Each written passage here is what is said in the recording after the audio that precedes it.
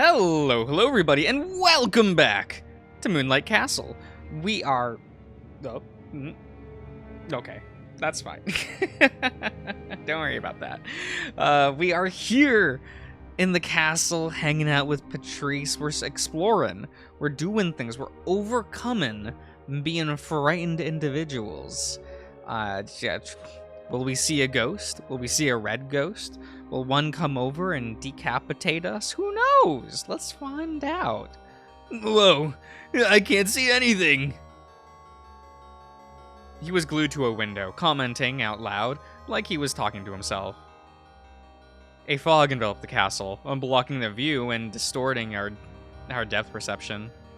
I couldn't see anything past my nose, just a dense smoke created by the earlier rock slide. My knowledge here was lacking, but I assumed this would have cleared itself by now. I felt anxious, knowing that climbing out through the window didn't look safe either. I wondered if he came to the same conclusion. We have to go deeper inside then. He kept going like a careless child, humming a tune as he started checking all the doors around us. I was growing concerned about his sanity. Patrice, can we talk for a second? What's up?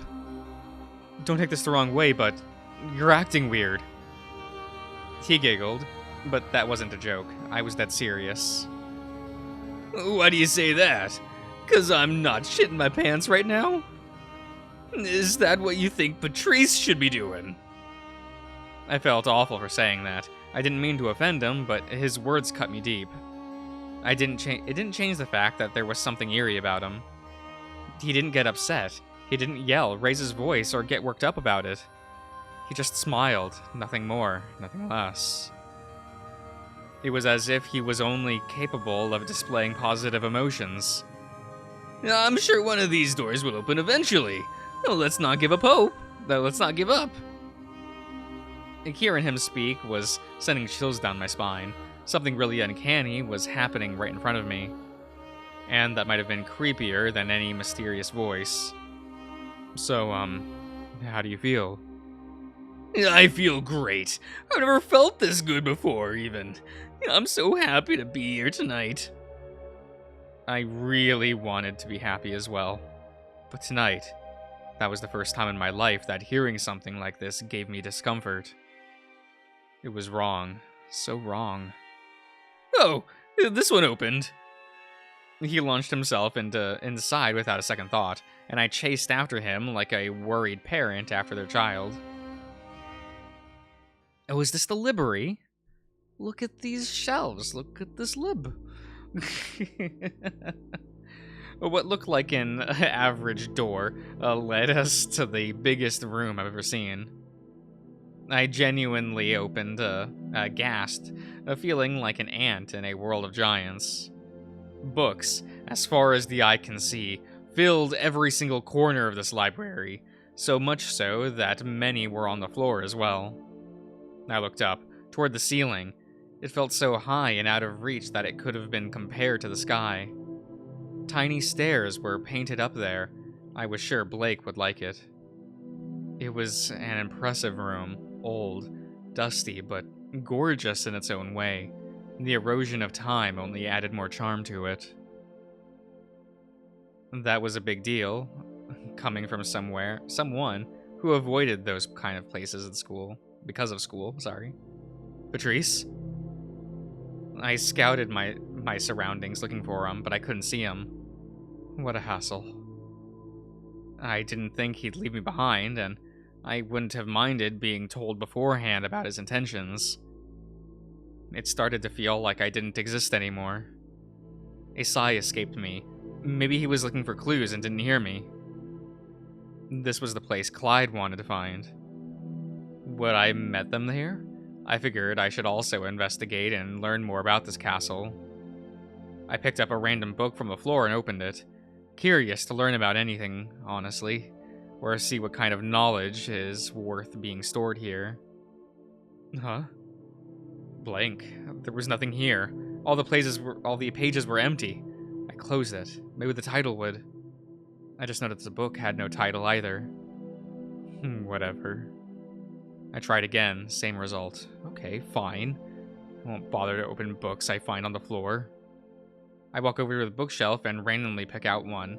At this point, I only care about finding a book with actual words in it. What the hell?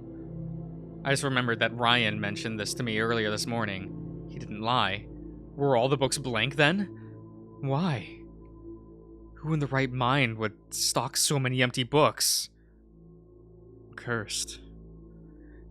Fear quickly settled in. I was alone. Another voice was ringing in my head. I didn't even know where it was coming from, but staying out in the open seemed like a bad idea regardless. Where the fuck was Patrice? I went behind a bookshelf and ducked down as much as I could, hoping that would be enough to avoid the voice somehow. Books. Cursed. The voice spoke again, and is deep, monotonous? Momentous? But what is this word? I can't figure it out. I am trying to read and words are not happening. A pitch straightened up on my fur like electricity. Oh, that's a blue boy. That one's a blue one. We were told these ones were friendly, but could aggro. Right? In mere moments, I found myself in front of a floating semi-transparent thing. It happened so fast, I fell onto the floor, and all I could do was stare at the blue glowing ghost. He didn't do anything and watched me up close, that is what it says. Or was he even watching? I couldn't see his face at all. Something was definitely there, and I could feel him eyeing me, but it looked more like a mannequin than a real person. Cursed. Careful. The shock slowly faded away when I picked up on some sort of concern coming from this entity. But I wasn't sure what he meant at all. The glowing blue aura was mostly giving off sadness, which confused me on how I could understand that at all. Liam's book did say that those ghosts weren't aggressive, and you could technically interact with them. But that was not the point. Anyone would freak the fuck out seeing a ghost, and damn, they actually exist. So, hello? I felt so stupid. This was not the moment for my social anxiety to take over. Hello? No, you weren't supposed to play along with me. I needed to say something meaningful and skip the formalities. Finding Patrice was my priority. Have you seen a tiger enter this room? We came here together, but now he's gone. The ghost didn't reply, but I came to the realization that this one seemed to struggle with speech. He started floating away, and I scrambled to get up to follow him. The ghost brought me to a ladder hidden behind one of the bookshelves, then moved upwards. I was a bit worried about this. He obviously wanted me to follow, considering he took the time to show me this. It's old. Who knew if it would hold me properly? He seemed to be waiting for me at the upper floor, so I swallowed my fear and climbed. I had never been happier to be a lightweight. Fuck, now I was also giving myself the Ryan treatment. I'm here. Keep going. The wooden plank squeaked and creaked as I walked after the ghost. Looking down below, I wondered if falling from this height meant dying immediately. I pushed those intrusive thoughts away and soldiered on. Tiger. He stopped in front of yet another bookshelf, but this one had many of its books removed, hastily dumped onto the floor. I didn't even need to look further in to hear Patrice giggling. His voice was coming from behind the shelf. I stuck my head through the gap and found what looked like an empty room, a hiding spot of sorts. He was laying there, holding a book and reading it, and giggling again. Okay, I could now officially declare him insane. Patrice? Joel, hey! You found me! The attention he gave me was short-lived, as he quickly shifted toward the blue ghost next to me. Oh, no, wait! I was so overwhelmed I had forgotten to tell the ghost to hide. Patrice was totally going to lose it, if he had a bit of sanity left in that head of his. He's so shiny. He moved past me and began poking the ghost, but his finger just phased through, leaving a tiny hole that the ghost aura filled with the blue mass. It feels cold. I can't touch you. That's impossible. Patrice would never do that. Cursed. Cursed. He was saying that again, but I couldn't pinpoint what was cursed. The castle itself, the room, the books. Patrice. Patrice, stop doing that. It's rude. Fine. I'll go back to reading that book then. I want to see what happens at the end. I watched him return to where he was and resumed his reading.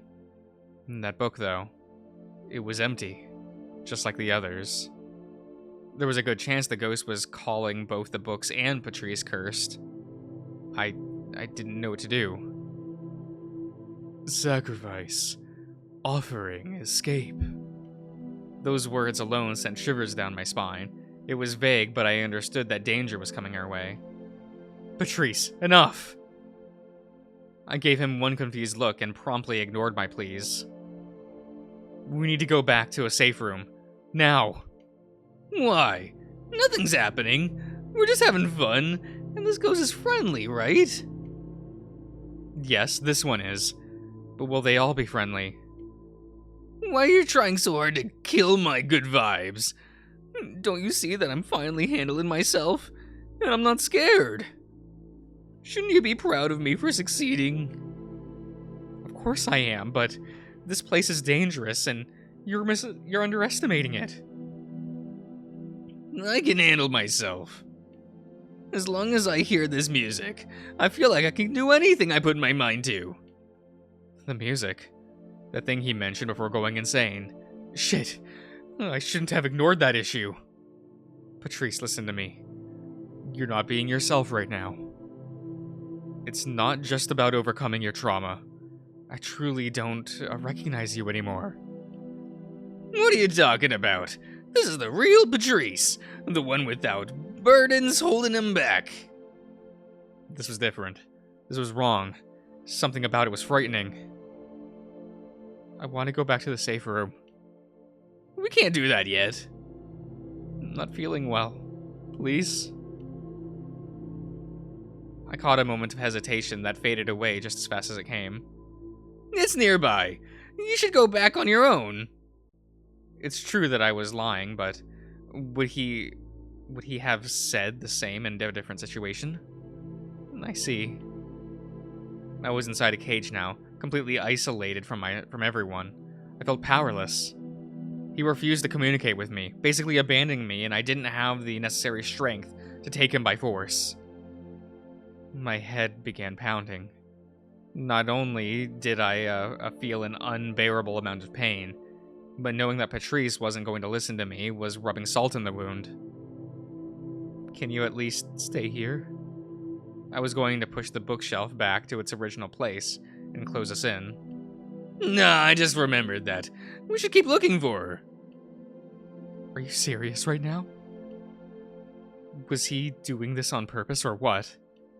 Patricia dropped the book and headed toward the exit, only for the ghost to stand in the way. Hide. Shit, I didn't have much time left. Please cooperate with me, just this once. I'll do anything you want afterwards. I reached for his hand, only for him to smack mine away. No, you listen to me. I'm sick and tired of being treated this way. Why can't I be considered your equal? I'm just like you, so stop putting me underneath you. Leave me alone. I'll do what I want. I barged through the ghost, ignoring my calls, so I gave chase, hoping to set the record straight. I wasn't trying to do that at all. My words, my intentions, my concerns, everything was being distorted by him and taken the wrong way. I'm just trying to help, I swear. That's what they all say. Patricia jumped off the platform and used another bookshelf to land on the ground, avoiding the ladder entirely. Fuck, I couldn't replicate that. Don't leave. I shouted one last time before watching him leave the library. I didn't have the luxury to stand by and hope for him to miraculously change his mind. I prodded myself to action, rushing toward the ladder to make my descent. Too slow. It only took him a few seconds to drop down, but I had to take single steps because I lacked the strength to avoid injuring myself. The pain was increasing, which also slowed me down. There was a chance Patrice took the opposite route, the safe place back to that dining hall, but that was just wishful thinking on my part. I braced myself and walked toward the danger head-on. My worst fears soon become reality as I started hearing metallic noises, sounds that I attributed to a fight. Then I hear Patrice's voice deeper into the hall. "Dude, what the fuck? Are you out of your mind? Put the thing down!" That's a suit of armor. Look at him. Look at him. A rusty, bloody armor covered the knight's entire body as he dragged a giant sword across the hallway. He left pools of blood wherever he stepped.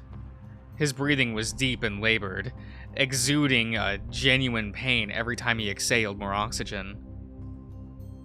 Sinner? Just sinners. Okay. He whispered other words to himself, but the sword made too much noise to distinguish anymore. The knight raised his sword and attempted to cut Patrice in half, but Patrice jumped back. "Yo, this is crazy. Are you listening to me?" It was thankfully a slow swing due to its size, but that didn't stop the knight from trying again. One hit was all he needed to kill Patrice. "I'm not a bad guy. Stop! We can talk it out. Sorry for entering your castle." The tiger couldn't get any sort of response from him. "Patrice!" He backed away from the knight and made his way to me. "So, about what I said before. I get it, but we need to run, get some distance, and then hide." Patrice grabbed me and dodged yet another swing. "This dude ain't a ghost, though." I couldn't tell that for certain, because this knight was just projecting a shadow under his feet, but right now, it doesn't really matter. Ghost or serial killer, the most important thing was to lose him. "Is he running too?" Patrice wasn't in the position to look, so I did. "He's not. That's a good..." I watched as the knight lifted his sword into the air, making the scariest motion I'd ever seen. "Get back to the library, now!" Patrice finally remembered how to feel scared again, when my scream interjected him with adrenaline. He swung the door open and threw us both inside. I caught a small glimpse of the sword flying through the hallway before the door closed. "Help me push the bookshelf! Hurry!" I wanted to help, but I was struggling to stand on my feet. That encounter left me with a strong headache that didn't leave, but only grew more and more powerful. There was no words to properly describe these feelings. Something was inside my head, trying to break free, and it hurt so much. "Doesn't matter, I guess." He dumped the closet? Closest? The closest. That is what that says. A bookshelf against the door, hoping that it would slow down the night. But then what? We'd basically trapped ourselves. "Hide. Hurry." The ghost came back, quickly floating toward the high ground to ask us to use that hiding spot. I stumbled toward the ladder and came to the realization that I couldn't climb it. I was going to slip and fall. The door was shaking. We could hear the knight's voice from the hallway, wailing, growing more and more upset. At that moment, Patrice swept me off my feet and placed me on his back. "Can you hold on to me? I'll get us both up." I didn't exactly have a choice in the matter. I did as he asked and wrapped myself around him. That was easier than trying to coordinate my body to climb. He didn't wait for me to get off and simply carried me all the way to the hiding spot behind the bookshelf. We barely made it inside before we heard a loud crash, the door giving out. Patrice made sure we were out of view, and then curled up into the deepest corner, awaiting in silence for the knight to leave. Another blood-curdling scream filled the room. It was so loud I whispered in response. only to hold my breath, whimpered, not whispered, whimpered in response, only to hold my mouth shut and stop the noises. He was directly below us, moving around and slowly walking through the shelves. Each step he took made us more uncertain about our own survival. My anxiety skyrocketed, mulling over the simple fact that we could die right now. Then, I heard the sound of destruction. Something was being broken, torn to pieces. I came to the realization that he didn't know where we were, but was actively looking for us. The floor was shaking. I didn't feel safe, but all I could do was wait for the worst to come. This feeling of powerlessness was eating me alive. It reminded me of how my life had always been but 100 times worse. In this darkness, I couldn't see anything, not even Patrice, who was next to me. I hoped he was handling it better than I was. Then his hand found mine, seeking comfort. He tightened his grip whenever the night felt closer. We couldn't speak, but I wish he would. I really needed some encouragement right now. Then the room quieted down. Alright, everyone.